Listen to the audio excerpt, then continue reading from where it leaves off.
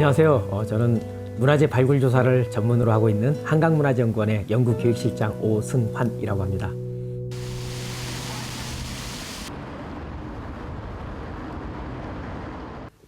육조거리는 태조 이성계가 1392년 조선 왕조를 개창하지 않았습니까? 그리고 나서 1394년도에 서울, 지금의 서울인 한양으로 도성을 이제 정하지 않습니까? 도성을 정하고 나서 정궁이자 법궁인 경복궁을 제일 먼저 1395년에 만들게 되죠. 그리고 나서 경복궁 앞에 관아를 만들죠. 관아 거리인 육조 거리가 그때 형성이 되는 거고, 그러면서 여기가 자연스럽게 육조 거리로 불리워지게 됐습니다.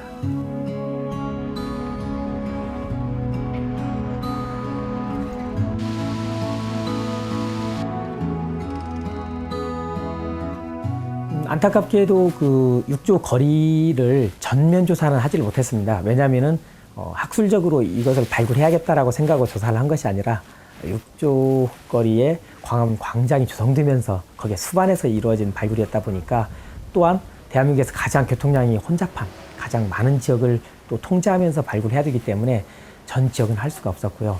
그래서 전체를 조사했다기보다는 일부분을 조사를 했습니다. 다만 도로의 중심을 발굴하면서도 전체적인 도로의 윤곽, 역사, 이 모든 걸 찾을 수가 있었습니다.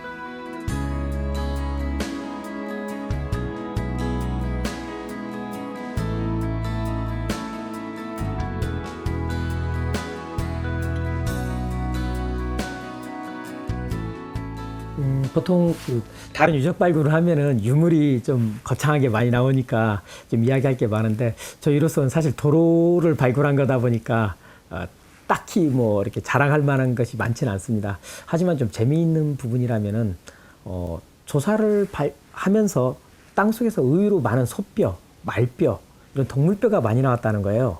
처음에는 이렇게 뼈가 많이 나오는 것을 어떻게 생각해야 될지를 몰랐습니다. 또 조개 껍질도 나왔고요. 그런데 차츰 조사를 하면서 느낀 것이, 이 도로면 자체가 약간 휠을 섞어서 다진 것처럼 단단하다는 걸 알았어요. 그래서 도로를 다질 때 바로 그 석회질이 있는 동물 뼈라든지 조개 껍질을 같이 넣어서 다지고 하면서 길을 좀 더 단단하게 다지려고 했던 그런 그 토목 기법들도 확인할 수 있었습니다. 유물이 많이 나왔습니다. 유물은 많이 나왔는데 아무래도 도로다 보니까 평소 생활하던 그 모습 그대로 나오는 것보다는 깨어진 채로 많이 나오죠. 특히 처음에는 분청사기라고 하는 고려시대 말에서 조선시대 전기에 주로 사용되었던 분청사기라고 하는 도자기들이 좀 많이 확인됐고요. 특히 그 분청사기에는 명문들, 그러니까 글자가 써 있어요. 새겨져 있다고 하는 게 맞겠죠. 거기에 어느 관청에서 사용되던 도자기다라는 거, 그런 게 다 써 있습니다.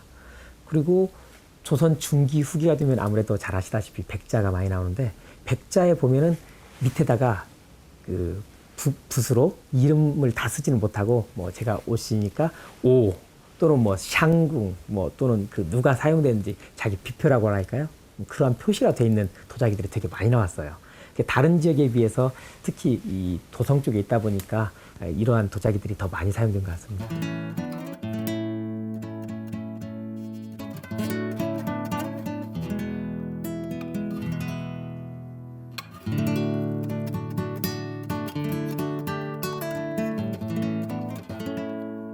층 정도를 말씀드릴 수 있겠네요.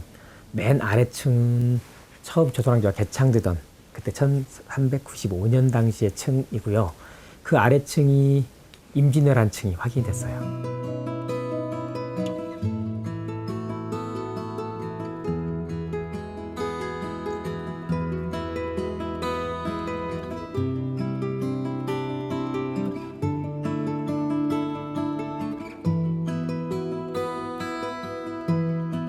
그러니까 왜 이게 임진왜란 층이냐라고 한다면은 거기에서 나타난 증거들이요, 불에 탄 흙, 불에 탄 그 나무, 재, 이런 게 되게 많이 나왔어요. 왜냐하면 임진왜란 이전에는 그 도로에 그러한 재나 불탄 흙이 나올 이유가 별로 없었죠. 또 나온 적이 별로 없었고. 그런데 이제 임진왜란 때 경복궁이 불에 타고 주변에 관아가 불에 탄다면 결국은 그 불에 탄 흙이 도로로 들어와서 도로를 다진 데 사용됐겠죠. 그리고 나서 다시 고종년간에 흥선대원군 시절에 도로를 다시 재정비할 때까지 층이 남아 있고요. 그 다음에 1865년도에 경복궁이 재건되면서 여기 육조가 다시 들어섭니다. 이때의 마지막 층. 물론 이제 그 이후에는 일제의 그 전차층, 현재의 아스팔트층도 있고요. 조선시대 그 도로층이 약 3m에 이른다는 걸 알게 됐어요. 3m의 두께만큼의 조선왕조 600년의 역사가 그대로 고스란히 남아있었던 거죠. 그 3m에 가까운 도로 두께, 그리고 엄청나게 넓었던 도로 폭을 확인할 수가 있었고요. 또 이 도로를 통해서 조선왕조가 개창되었던 당시에 정도전이 개입했던 한양 도성의 모습은 어땠을까를 저희가 또 생각할 수 있었습니다. 그래서 그 당시에 도로의 도성은 어떻게 축조되었는지, 그리고 어떤 방식으로 이런 도성을 계획했는지, 이런 것들을 좀 생각하게 됐습니다.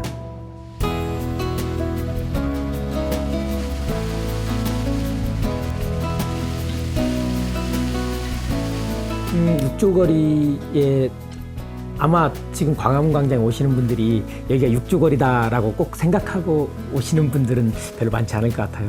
하지만은 광화문 광장에 오시면은 멀리 북악산과 또 파란 하늘만 바라볼 것이 아니라 밑에 600년의 그 나이테를 보시고 다시 한번 우리 대한민국을 되새겨봤으면 좋겠습니다.